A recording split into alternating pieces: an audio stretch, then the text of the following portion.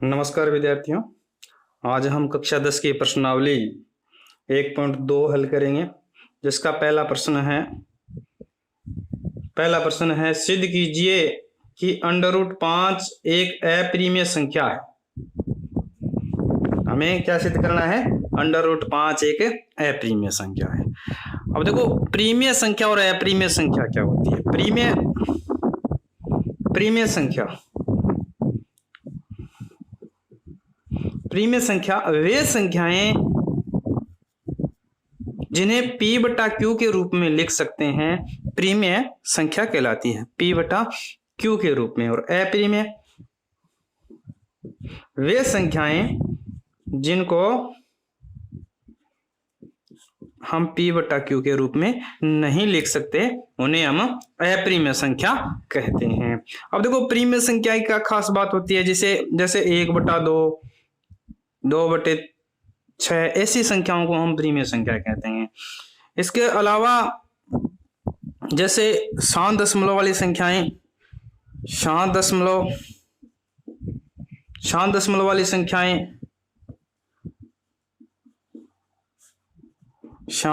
वाली संख्याएं और अशांत में अगर बात करें तो अशांत दशमलव आवर्ती वाली संख्याएं।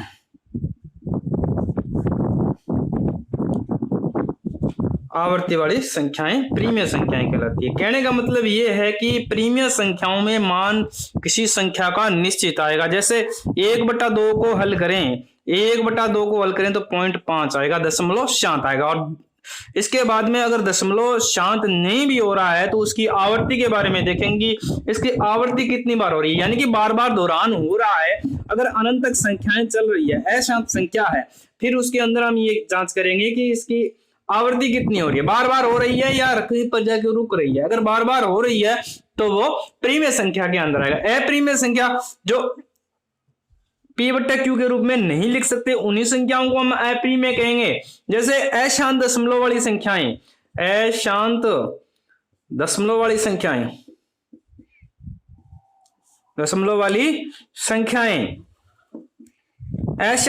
वाली संख्याएं जिनकी आवर्ती नहीं हो रहा, अनावर्ती वाली संख्या, अशांत दशमलव वाली अनावर्ती वाली संख्याएं, अनावर्ती वाली संख्याएं अप्रीमेय संख्या कहलाती है। ये तो हमने प्रीमेय और अप्रीमेय के बारे में बेसिक जानकारी प्राप्त की। अब हल करते हैं पहला सवाल है, सिद्ध कीजिए कि √5 एक अप्रीमेय संख्या है। तो √5 को अप्रीमेय सिद्ध करने के लिए हमें पहले गलत कल्पना करनी होगी। देखो, मान लेते हैं, माना √5 एक प्रीमेय संख्या है।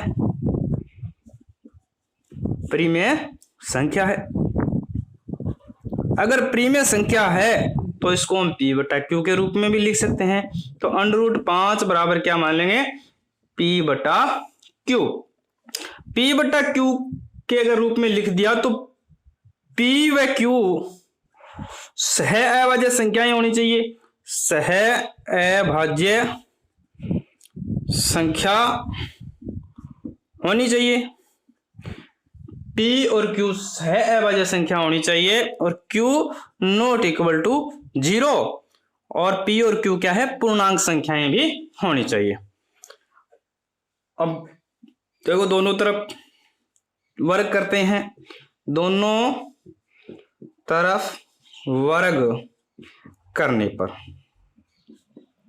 अगर दोनों तरफ वर्ग करते हैं तो √5 के ऊपर वर्ग लगा दो और p/q के ऊपर वर्ग लगा देते हैं। p/q के ऊपर वर्ग लगा दें और √5 के ऊपर, √5 तो स्क्वायर से हट गया, क्या बचा? √5। या फिर इसको ऐसे हल करते हैं, √5 स्क्वायर को 2 बार गुणा इसी संख्या के साथ, स्क्वायर का मतलब उसी संख्या का आपस में 2 बार गुणा, √5 का √5 के साथ गुणा हुआ, आंसर आया /25। √25 का वर्गमूल निकाला, क्या आया?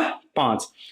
अब इधर देखते हैं, p² बराबर इधर p² बटा q², p² बटा q²। अब देखो, आर पार गुणा करते हैं तो क्यू स्क्वायर का मान निकालना है। अगर क्यू स्क्वायर का मान निकालें तो क्यू तो इधर आ जाएगा और इधर 5 क्या है, इधर वाली संख्या के साथ भाग में आ जाएगा। देखो क्यू स्क्वायर बराबर पी स्क्वायर बटे 5, पी स्क्वायर बटे 5। अब यहां हमें कुछ दिखाई दे रहा है, देखो पी स्क्वायर बटे 5 मतलब पी स्क्वायर में 5 का भाग जा रहा है, पी स्क्वायर में 5 का भाग जा रहा है या 5 से विभाजित होती है, जा रहा है, तो P भी 5 से विभाजित होगी, P में भी 5 का भाग जाएगा, P में भी 5 का भाग पूरा जाएगा। अगर Q स्क्वायर में जा रहा है तो P स्क्वायर में जा रहा है तो P में भी 5 का भाग पूरा जाएगा। जैसे 36 है, 36 में अगर 6 का भाग जा रहा है, मान लीजिए 2 का भाग जा रहा है, अगर 36 में 2 का भाग जा रहा है तो 36 का वर्गमूल निकालें तो 6 आता है और 6 में भी क्या है, 2 का भाग निश्चित रूप से जाएगा। अब आगे हल करते हैं। देखो हमने ये तो सिद्ध कर लिया भी पी स्क्वायर बटे 5, अगर पी स्क्वायर में 5 का भाग जा रहा है तो पी में भी भाग जाएगा। अब अगर इसके अंदर भी भाग जाता है तो हम मानेंगे यह संख्या अप्रिमेय है, क्योंकि कुछ बातें विरोधाभास हो जाती है कि सह अभाज्य संख्याएं होगी।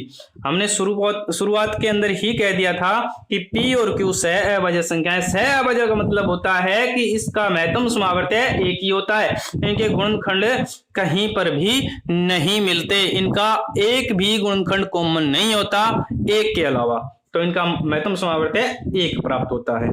तो P हम यहां कुछ मान लेते हैं, माना P बराबर 5m मान लेते हैं, तो Q स्क्वायर बराबर क्या हो जाएगा, P स्क्वायर की जगह क्या रख देंगे, P स्क्वायर की जगह क्या रख देंगे हम 5m की होल स्क्वायर बट्टे में 5। आगे हल करते हैं, Q स्क्वायर बराबर क्या, 5 का वर्ग कितना हो गया 25, m स्क्वायर बट्टे में 5, 5 से 25 कटा क्या आ गया 5, तो Q स्क्वायर बराबर क्या आ गया, Q स्क्वायर बराबर आ गया 5m स्क्वायर। अब देखो इधर जो गुणा में है, इधर m के साथ जो गुणा में है उधर वाली संख्या के भाग में जाएगा, तो Q स्क्वायर बटे 5 बराबर Q स्क्वायर बटे 5 बराबर m स्क्वायर।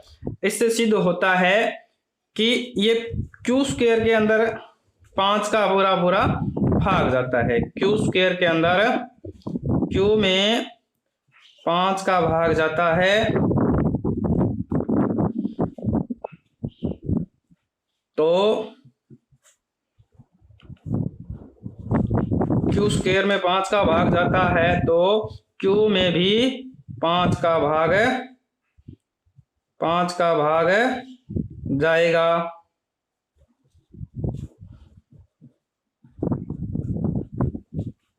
अगर दोनों में 5 का भाग जाता है,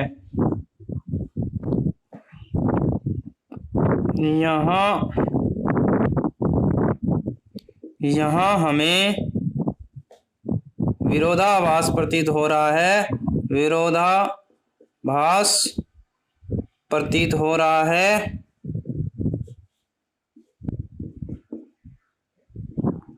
है, क्योंकि P व Q सह अभाज्य संख्या है, सह अभाज्य संख्या है, इसलिए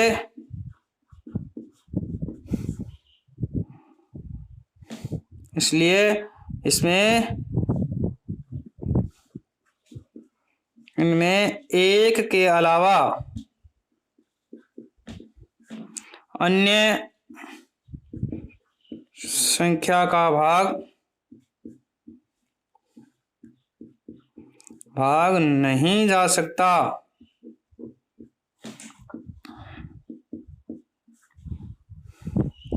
पर यहां तो विपरीत हो रहा है, जा सकता, पर यहां तो क्या है, विपरीत हो रहा है, Q में भी 5 का भाग जा रहा है और P में भी 5 का भाग जा रहा है, Q में भी 5 का भाग जा रहा है और P में भी 5 का भाग जा रहा है, अतः हमारी कल्पना गलत है।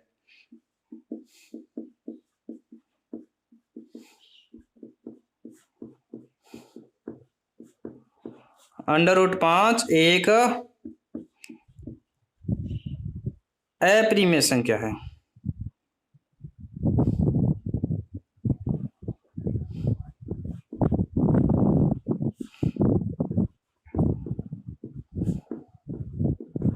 √5 एक अप्रिमेय संख्या है।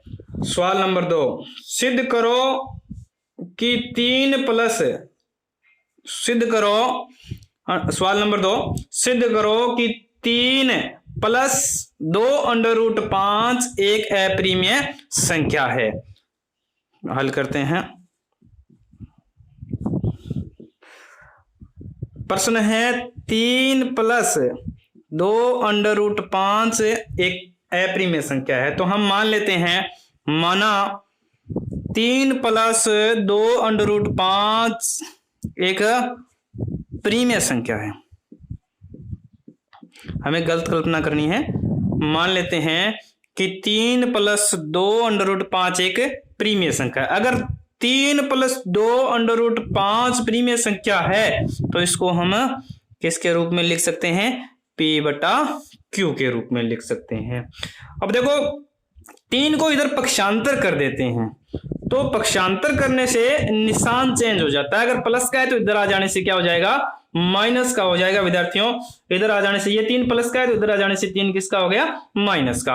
अब ये दोनों भिन्न हैं, भिन्न को ऐसे नहीं जोड़ सकते, तो 3 को भी भिन्न बनाना पड़ेगा बट्टा में 1 लगाकर। बट्टा में अगर किसी संख्या के 1 लगा देते हैं तो उसमें कोई फर्क नहीं पड़ता और वह भिन्न के रूप में आ गई। अब देखो भिन्न संख्याओं को ऐसे नहीं जोड़ सकते, तो कैसे? इनका लघुत्तम लेना पड़ेगा, एलसीएम। एलसीएम इन दोनों का गुणनखंड ले लेते हैं। क्या आ गया? P और 1 का गुणा Q और 1 का गुणा Q आ गया। Q का भाग Q में 1 बार जाता है, तो 1 का गुणा P के साथ P 1 P, माइनस का निशान माइनस। 1 का भाग Q में 1 बार जाएगा और Q में Q बार जाएगा और 3 का गुणा Q के साथ हो जाएगा 3Q आ गया। अब देखो इधर वाली संख्या के साथ अगर जो संख्या गुणा में है तो इधर वाली संख्या कहां आ जाएगा? भाग में आ जाएगा। √5 बराबर P माइनस 3Q बट्टा में 2Q। अब देखो इस संख्या को तो हमने सिद्ध कर रखा है कि ये अप्रिमेय संख्या है, तो इधर वाली संख्या तो हो गई अप्रिमेय और इधर वाली संख्या हो गई प्रीमेय। क्योंकि P/Q के रूप में लिख सकते हैं, उसको प्रीमेय कहेंगे, इसको हमें प्रीमेय संख्या कहेंगे। अगर प्रीमेय और अप्रीमेय बराबर है, ये कहीं संभव नहीं है, ये बात असत्य है, यह कल्पना संभव नहीं है, ये कल्पना संभव नहीं है या असंभव है। अतः 3 प्लस 2 √5 एक अप्रिमेय संख्या है, अप्रिमेय संख्या है। सवाल नंबर 3 है साथियों, सिद्ध कीजिए कि निम्नलिखित संख्याएं अप्रिमेय हैं। देखो संख्याएं कौन कौन सी है? पहली संख्या है 1/√2, दूसरी संख्या है 7/5। हमने कल्पना करनी है, पहला प्रश्न हल कर लेते हैं। माना गलत कल्पना करनी है, माना 1/√2 एक प्रीमेय संख्या है,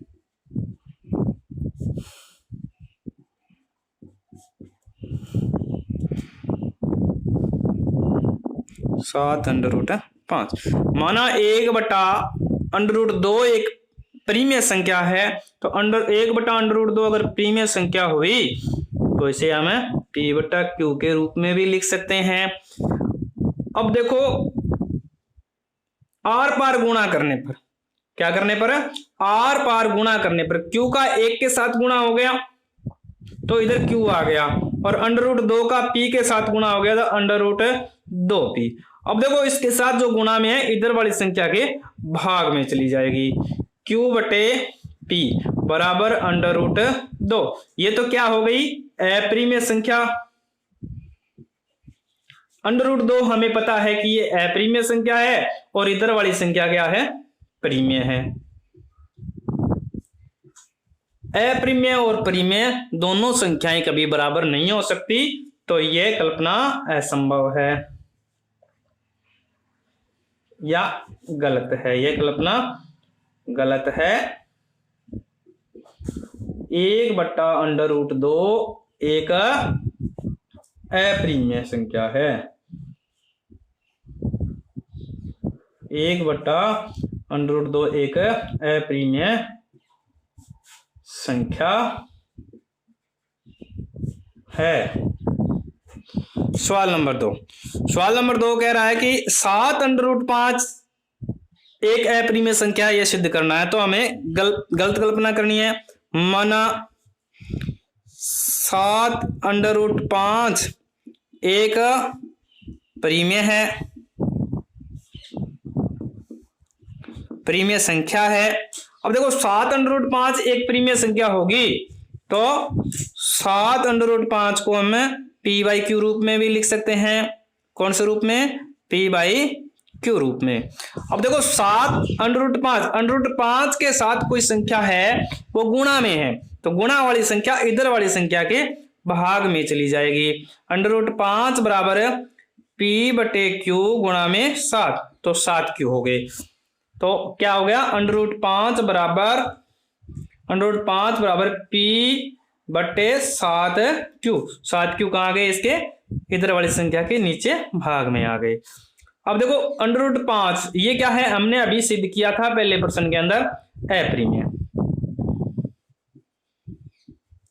अप्रिमेय संख्या, और इधर परिमेय। परिमेय और अप्रिमेय कभी भी बराबर नहीं हो सकती, तो ये धारणा क्या है, गलत है। हमारी कल्पना क्या है, गलत है।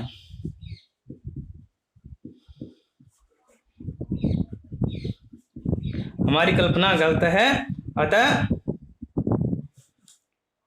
7 अंडर रूट 5 अप्रिमेय संख्या है,